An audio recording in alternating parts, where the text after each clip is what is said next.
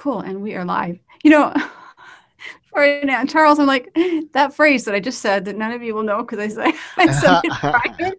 You know how you say something, it's like, don't say that like a secret. And now it's like, don't say that live. Don't say that live. Right, That's all I yes. want. Now everybody wants to know, right? Yeah. Okay. Okay, really quickly, I said marijuana marketing. Okay, now we're done and we go we can go live. Everyone can wonder what we're talking about. So welcome everybody to Marketing Momentum with Charles and Deborah. Hi, everybody. Hi, Deb. Hi there, good to see you. Um, so I was thinking for a topic, innovative marketing. And we watched a video, which obviously you guys are seeing like right now or thereafter, on different, I can't remember how many, but different innovative marketing ideas. Like a lot of them on that video seem to be 3D type things, stuff like Yeah. popping out of a building. It seemed like that was the theme and the idea is how can we make this marketing concept look like it's coming out of the beach or it's coming out of the sidewalk or the side of a building or something like that. So that said, what are some innovative ways that we as like online entrepreneurs can do marketing that's different? I mean, once we discover that, everyone else is going to do it and it's not innovative anymore. Yeah, I think that's part of the dilemma, right? Is what we learn how to do stuff pretty much today by, we get an information product, or we read a blog post, or we find out that, you know, Jack whoever had 80 million views on YouTube, and this is what he did. So what happens is somebody writes a blog post, and then we all, like, and I call it the stampede or the herd, and all the herd tramples over to do that one thing, and then they try to do it. Sometimes it works and sometimes it doesn't. I think when you start talking about innovative marketing, it it's kind of like, it's more than just taking what somebody else does and putting a twist on it. It's kind of like you're starting from looking at the customer and saying, okay, how am I going to reach that customer? How am I going to reach them? How am I going to generate leads and all that stuff? And to just kind of do it. I'm not saying that it's all flighty, right? You've got to have an autoresponder to build a list, those kinds of things. But Mm-hmm. I do think, though, that there's some intuition in it when somebody really does something different and it actually works and they stick with it. Do you think to some extent, I'm listening as you describe this, and there's probably a lot of people that are going, not everybody, but people that want to be famous. Okay, they want to be like, they're watching a TV show, and like I'm watching NCIS, and I'm like, I could do that. I could act like a geek. I think I could be an Exactly actress, right. That's and right. and there's part of that where probably we couldn't, but it's like, wow, if someone would just give me a shot, I know I could do that. Right. And Yeah. like that 15 minutes of fame. What was it? This is going way back. Like Jessica McClure, she's probably almost 30 now. I don't even know how, but the baby in the well, I think it was in Texas.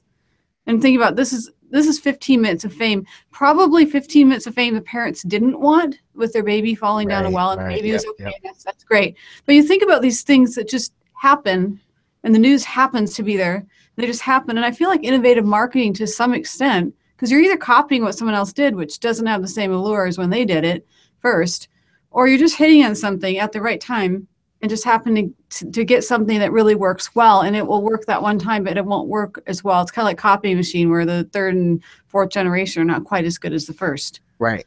It's kind of like, I think I read something, and you probably saw it, where this guy on YouTube, his name is PewDiePie or something like that. I guess it came out that he Puny, makes as in like puny. PewDiePie or something. He's this gamer, and I don't know. I haven't watched his videos. I don't know a whole lot about him. I just heard that he makes about $7 million a year, and you and I both know what that would take. How much work it would take to get that many people to watch the Mm-hmm. kind of videos that are going to make money for you. And as it turns out, it's just like everything else. Part of it is gonna be luck, as you said.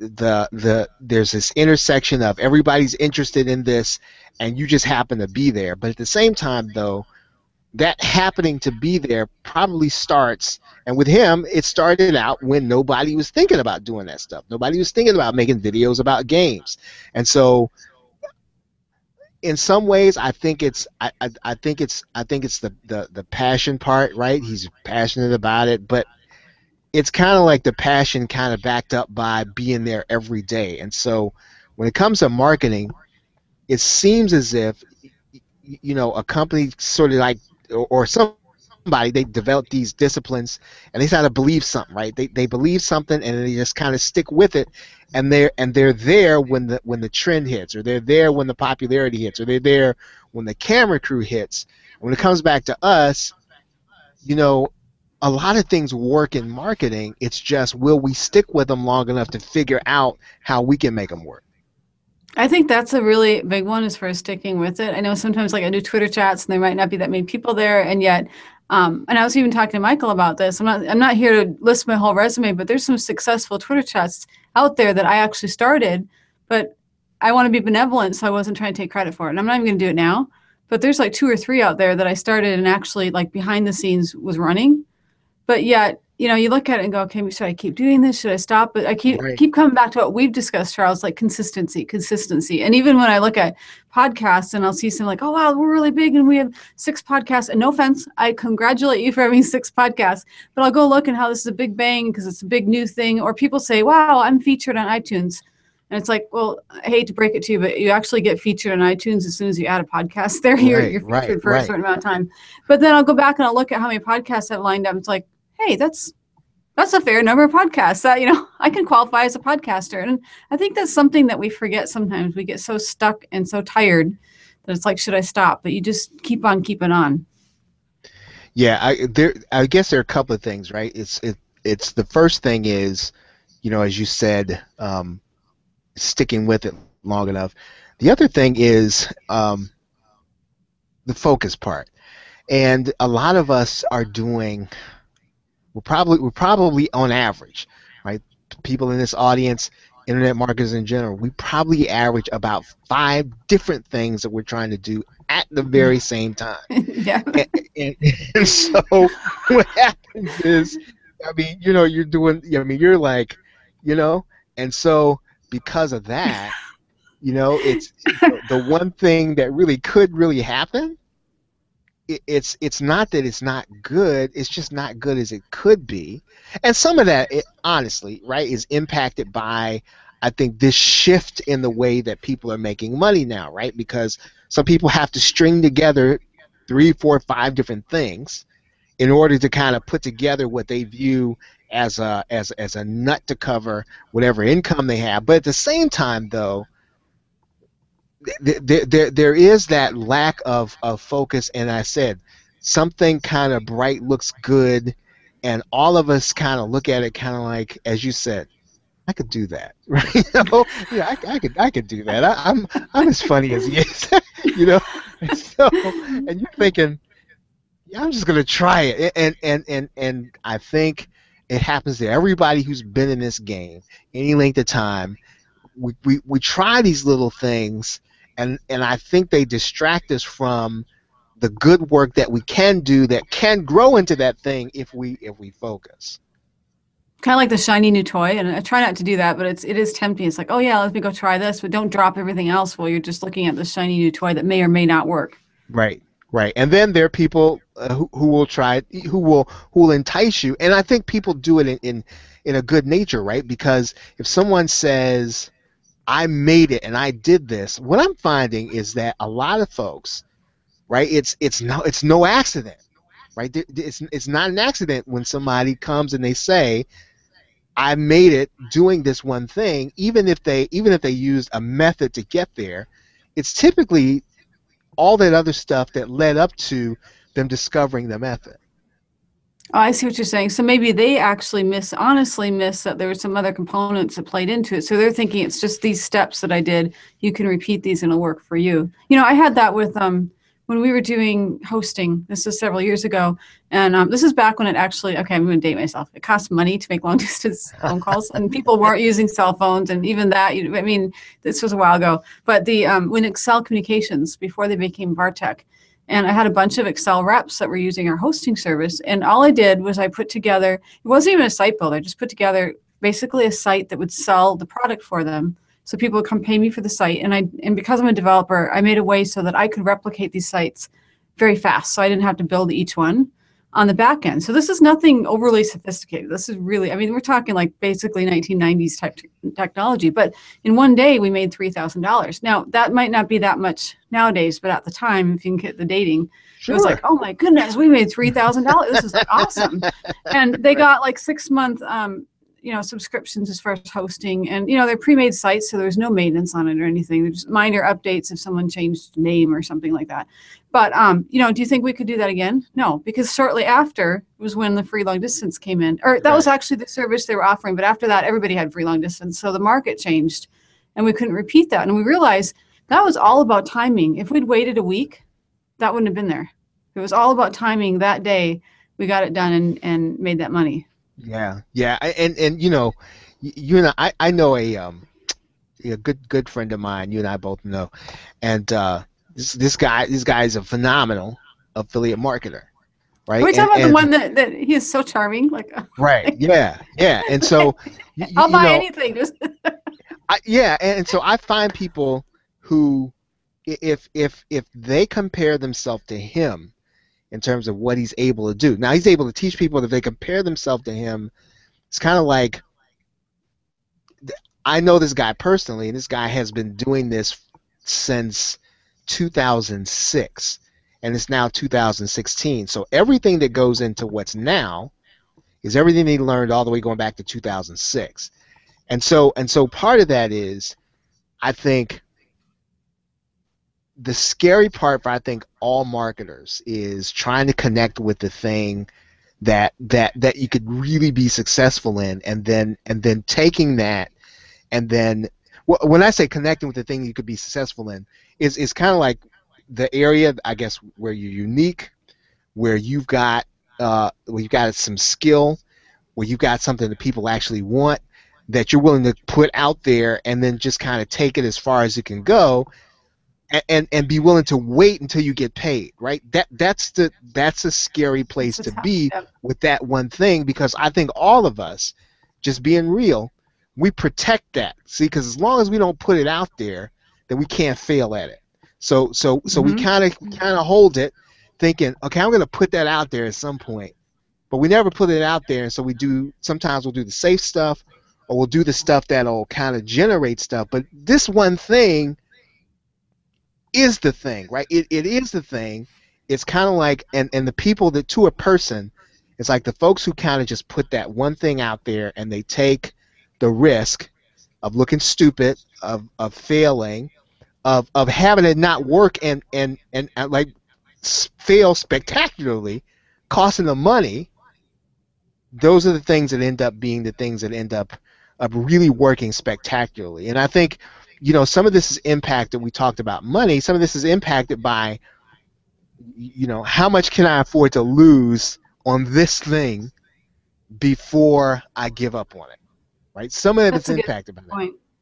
So you're saying there's a risk analysis, a risk element of that, and that also includes, like you mentioned, as far as how much are you willing to pay, how much are you willing to pay in time. I mean, that was, I'm not going to list everything I'm doing, like you said. Sometimes you keep that close to you, but you look at, I'm doing this project, and I'm not talking about marketing momentum right now, but you're doing a certain project that is not monetized, but it has a future. But how are you going to restrict how much of your life that takes over, how much of your money, how much of your resources, how much of your time, and if you can invest, in this particular thing that I'm thinking of in my mind, I'm thinking 45 minutes per week. I'm willing to set aside 45 minutes per week on this one item with the hope that eventually that will turn into something that's monetized. Right, and that's I think that's what it takes for anybody, even if somebody's doing client work, right? Because I've looked at, and see, part of the consulting game is this too. There are enough of us now who know how to do the work for people. We know how to write content. We know how to, I don't know, get them ranked and doing all this other stuff. But at some point, somebody's got to help these people. If you're going to consult with somebody, and I'm not just talking about consult, but at some point, Mark as a consultant's got to be, I can make you money. I can make you more money, and that you can really do that, right? And so you're coming to their company, right? Not you personally, but you're coming to their company means that their bottom line increased. You did something to impact, their income, their family life, all this other stuff, And I think we're at that point now. We're at that point now where we're getting, we're getting past the point where everybody's an expert, everybody's a ninja, everybody's a consultant, everybody's cool, everybody did all this other stuff, everybody's got a blog, everybody's got good looking stuff. So now we're just about at that point now where somebody's got to be able to come to the front based on what they did for somebody. Not even the credentials. I was listening to a book at the gym today called The End of College, and they were just kind of talking about how the whole credentialing system came and how the PhD came to be and how these graduate degrees came to be. You know, the PhD is really it's only been created since 1861, right? You'd think it would almost be older than that. And the whole credentialing sort of mindset and system, at some point somebody's got to do some real work. Somebody's got to do something that impacts. And we are now at that point where even if a person doesn't want to be transparent, right? We can see you. we can see, right? You don't have to tell us if you didn't make any money. We can see it. Mm-hmm. So you're saying we're actually moving. I mean, I think even the last year, there's been a lot of like webinars and things on building authority and all this. And then I look out there and I don't know, Charles, maybe this is what you're experiencing too, where after a while, it sounds exciting. And this is with any kind of flow, especially in the marketing industry, where it's like, oh my goodness, I'm so tired of people saying that they're the expert, the ninja, the guru, the whatever. And then I look at their credentials and go, it doesn't impress me much. I mean, I apologize, but it's like anyone could get those. But I saw something in Quora, and this guy was listing all these things he could do, and I thought, and I'm sorry, you're 12. You haven't actually lived long enough to consider yourself an expert in web development, Java programming, because you simply haven't been on Earth that long. And I don't mean to knock him, but you realize that people put labels on themselves, and I don't think it's their fault if they think they're an expert in a certain area. And I've met people like this that actually they're really good salespeople, but they really don't know the technology behind it.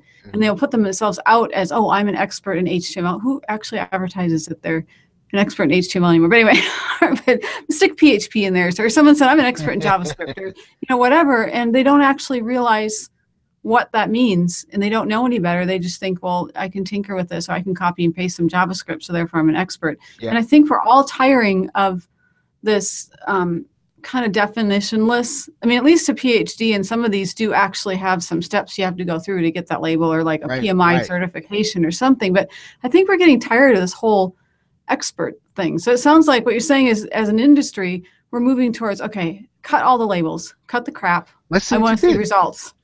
Yeah. Let's see what results. You did. I mean, yeah, because I mean, I guess theoretically, right, a person could, my cousin or my nephew's, he's in medical school, and I don't know if I said this to him. I said, I want you, when you go there, I want you doing the work, because I don't want you to come out and leave a sponge in my head. You know what I mean? So I mean, we don't either. Right. So I mean, and I said that, and I said it jokingly, but it is the same thing, I think, in our space, in the business opportunity space and internet marketing space, which is, do you, as a marketer, whether it is for yourself or it is for somebody else, did somebody start with you, and before they started they were making X, and now they make X plus 10, right? I don't care if you can't verify it. That's not, but did you do that? Can you really do that? And as you said, can you do it again, right? Because anything can happen by a fluke, right? Anything can happen once, and lightning can strike. But if you can't make lightning strike twice, so can you do it again and again? And to me, then you don't have to talk about being an expert. I'll tell, if you can walk into this room and get me to X plus 10, right? I'll tell everybody you're an expert. Exactly. And you know what? Even the 12-year-old, you can be 12, but if you can come in and actually double my income and prove it, I don't care. Yeah, you're right, Charles. I will go say I don't even know, smartest 12-year-old, whatever it is, this 12-year-old can make it happen, and you need to hire this kid. Right. And I think we are at that point now where, and it's a good thing. right? Now it's a little scary, but I think it means then that we've got to, number one, regardless of what we're in, we really do have to be, I mean, literally, and it's, I think it's one of the questions you ask. How much sacrifice are we willing to make in order to be the best we can be, right? Because to be the best you can be, it's sacrifice, right? Mm-hmm. It means that you know, all the family outings, we might miss some of them, and I guess, you know, understand whatever work life balance is. I don't know what it is, but it's kind of like Still searching. yeah, whatever that is. Um, you have to be able to make some really tough decisions, and if you decide that, okay, I'm going to be the best that I can be, and that might be then at the top of the industry, but it'll be evident, but it's probably going to take more than just following a blueprint and showing up, right? Because Hmm.